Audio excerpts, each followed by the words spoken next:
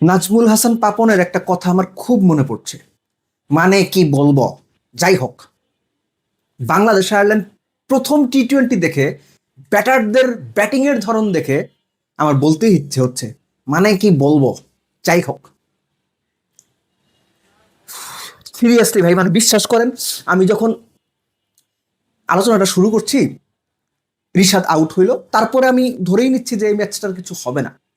Match না হইতেই পারে, আমাদের অনেক কিছু অনেক সময় হয় না, কিন্তু না হওয়ার একটা ধরন আছে। এই না হওয়ার ধরনটা না খুব বাজে ধরন। এই ধরনের মধ্যে কমিটমেন্টের অভাব দেখা যায়, দায়বদ্ধতার অভাব দেখা যায়, একই সঙ্গে নিজের দলের প্রতি নিবেদনের অভাব দেখা যায়, নিজের ক্রিকেটের প্রতি আত্মবিশ্বাসের অভাব দেখা যায়। শর্ট সিলেকশন, ম্যাচের সিচুয়েশন, নিজেকে হিরো প্রমাণ করা, কাণ্ডজ্ঞানহীন ব্যাটিং, সব কিছু আপনি একদিনে একসঙ্গে পেয়ে যাবেন। এরকম ক্রিকেটিং টিম কয়টা দেখেছেন আপনি? এই যে বাংলাদেশ 182 চেস করতে গিয়ে মোটামুটি পাওয়ার প্লের মধ্যেই নিশ্চিত হয়ে গেল এই ম্যাচটা বাংলাদেশ মোটামুটি হেরে যাচ্ছে। আপনি বলেন, আপনি শেষ কবে দেখেছেন বাংলাদেশের কোনো ক্যাপ্টেন অপোনেন্টের বাহাতি বোলারের ব্যাটসম্যানের এগেনস্টে বাহাতি বোলার ইউজ করেছেন? তানজিদ তামিমের এগেনস্টে আয়ারল্যান্ড ওই সাহস দেখিয়েছে। হামফ্রিজকে লেফট আর্ম অর্থোডক্স বোলিং এনেছে, সরাসরি ইনভাইট করা, সরাসরি চ্যালেঞ্জ করা তানজিদ তামিমকে, আয় বেটা মার, মারতে গেছে, সে আউট হয়েছে। Liton Das captain, that was A nothing shot Liton. আমার মনে হয়েছে লিটন, ওই যে কমেন্টেটররা যেটা বলে আর কি, কট ইন টু মাইন্ডস, আমাদের গ্রামাঞ্চলে বলে দো মন দো আশা, তারপরে একটা বাজে কথা আছে, ওই কথাটা আমি বলতে পারতেছি না, অমুক মারে বাগডাসা। লিটনের অবস্থা হয়েছে ওইটা, দোমন্দ আশা করে সে পাওয়ারে খেলবে, গ্লাইড করবে, বুঝে উঠতে পারে নাই, হাতে মেরে দিছে। সবচেয়ে বাজে আউট আমার কাছে যেটা লেগেছে, দ্যাট ইজ পারভেজ ইমনের আউট। আমি নর্মালি পারভেজ ইমন সম্পর্কে ঢালাও সমালোচনা খুবই কম করেছি, কেননা পারভেজ ইমন, তানজিদ তামিম, এই দুই ক্রিকেটারকে আমি পার্সোনালি অনেক পছন্দ করি। বাংলাদেশের এই অনেক নাইয়ের মধ্যে তাদের দুজনকে আমি অনেক পছন্দ করি, কিন্তু পছন্দ করি বলেই তার ঢালাও সমালোচনা করবো না সেটা না, কিন্তু আজকে করতে বাধ্য হচ্ছি। আপনাকে কেন ওই সময় হিরো হইতে হবে? আপনি যে শটটা যে বলে খেলছেন, ওইটা পুল খেলার বল না। ওই বলে ওই সিচুয়েশনে পুল শট খেলতে হয় না পারভেজ ইমন। আপনি কবে শিখবেন? আপনি যদি 30 রানে 50 রানে নট আউট থাকতেন ওই সময়, তাও আমি বলতাম ওটা পুল খেলার বল না। হ্যাঁ, আমি ম্যানুফ্যাকচার করে মারতে পারতেন যদি আপনার টিমের অবস্থা ভালো থাকতো। আপনার দুই ব্যাটসম্যান আউট হয়ে গেছে, আপনার দলের আর্গিউবলি এই মুহূর্তে বেস্ট দুই ব্যাটার আউট হয়ে গেছে, একটা বলে একটু রেসপেক্ট করা যেত না? আরেকটা কাহিনী আছে এখানে, লেগ সাইডে দুইটা ফিল্ডার দাঁড়ানো, ডিপ মিডুকে deep backward square, deep square leg, short ball off স্ট্যাম্পের বাইরে করা হয়েছে, কেননা তারা জানে এইরকম শট পারভেজ ইমন খেলবেই, খেলবে না, খেলবেই, এবং সে খেলছেই। মাইরা আউট হয়ে উইকেটটা দিয়ে আসছে।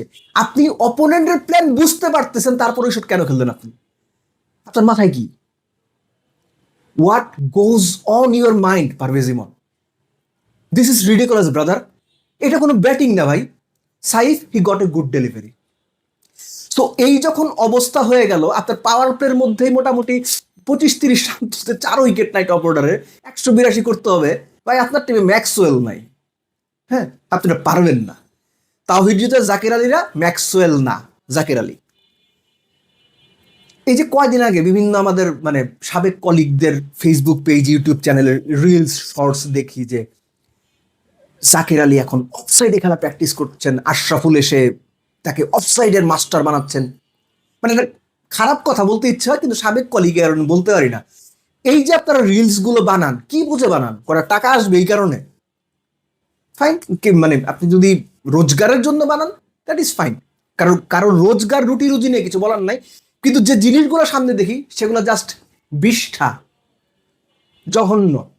ঠিক জাকির আলীর ব্যাটিং এর মতো একটা স্লোয়ার বল মনে করে দেখেন আপনি, একটা স্লোয়ার বল অফ স্ট্যাম্পের এতখানি বারে 6 নম্বরের স্ট্যাম্পে, জাকির আলী ওই বলটাও ভাই লেগ সাইডে ঘুরাইতে গেল, অথচ আমরা রিলস কি দেখি, অফ সাইডে মাস্টার হয়ে উঠছেন জাকির আলী। যে শটটা খেলে তিনি আউট হয়েছেন অফ স্ট্যাম্পের বাইরে বল, আপনি শুধুমাত্র রিপ্লে তোর বডি পজিশনটা দেখেন, মার মারতে গিয়া কই মারতে গেছে আল্লাহ জানে, মনে হয় এক্সট্রা কাভারের উপর দিয়ে মারতে গেছিল, কোনো কিছু হয় নাই। মারতে গিয়া সে পুরো বডি ঘুরে পুল শটের অবস্থানে চলে গেছে, বল গেছে কই? থার্ড ম্যানে।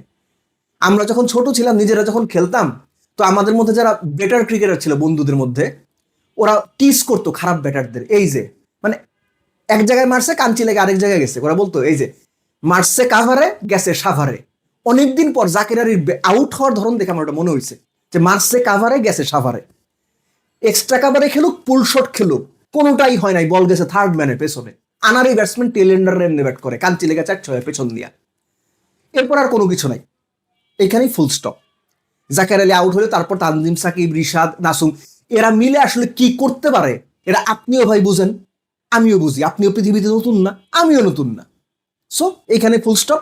যা যা জঘন্য করা দরকার, বাজে করা দরকার। ভালো হয়েছে একটা জিনিস যে জাকির আলী বিরাট একটা ভালো ইনিংস খেলে নাই, তাইলে এই যে তাকে দলে নেওয়াটাই যে উচিত হয় নাই সেটা অনেকে ভুলে যেত। একদিক দিয়ে ভালো হয়েছে। বোলিং এর কথা বলবো, শরীফুল ওয়াজ এভরিওয়্যার। আবে আজে বাজে যেইখানে খুশি এইখানে একটা শর্ট করে, একটা অফ স্ট্যাম্পের বাইরে করে, একটা লেগ সাইডে করে, কোনো হিসাব নাই। এবং যথারীতি ধরেন যে মুস্তাফিজ যে পাওয়ার প্লেতের পরে একটা এবং 10 ওভারের মধ্যে 2 ওভার করছে, ওই দুটো ওভারের কারণেই কোনো মতে ধরেন যে তাদের ফার্স্ট 10 ওভার্সে বিলো 80 রাখা গেছিল। যে জায়গাটাতে আয়ারল্যান্ড বড় স্কোরের ভিত্তিটা তৈরি করেছে, আমার এটা মনে হয়েছে যে মিডল ওভার্সে আয়ারল্যান্ড আপনি খেয়াল করে দেখেন 79 রান তুলেছে 7 থেকে 15। এই সময়টাতে তারা 79 রান তুলেছে 2 উইকেটে, এবং 11, 12, 15 এই পার্টিকুলার 3টা ওভার তারা 41 রান তুলেছে। 79-র মধ্যে 41 রান হয়েছে 3 ওভারে, অর্থাৎ রিশাদকে তারা টার্গেট করেছে, রিশাদকে তারা মেরেছে। নাসুম স্ট্যাম্প অ্যাটাক করে বল করেছে, আমি জাস্ট একটু একটু করে বলে যাচ্ছি। স্ট্যাম্প অ্যাটাক করে বল করেছে নতুন বলে, পল স্টার্লিং লেগ সাইডের বাইরে এসে কাভার দিয়ে খেলেছে। অর্থাৎ কে কি প্ল্যান করে আসছে বা কে কি প্ল্যান এক্সিকিউট করতে পারে, বাংলাদেশের বোলারদের কথা বলছি, এটা খুব ভালোভাবে আইরিশ ব্যাটারদের মাথায় ছিল। একজন লোককেই তারা ঠিকঠাক খেলতে পারেন নাই, দ্যাট ইজ মুস্তাফিজুর রহমান। এবং শেষ দুটো ওভার যদি ওরকম করে না হইতো তাহলে হয়তো রান 190 হইতে পারতো।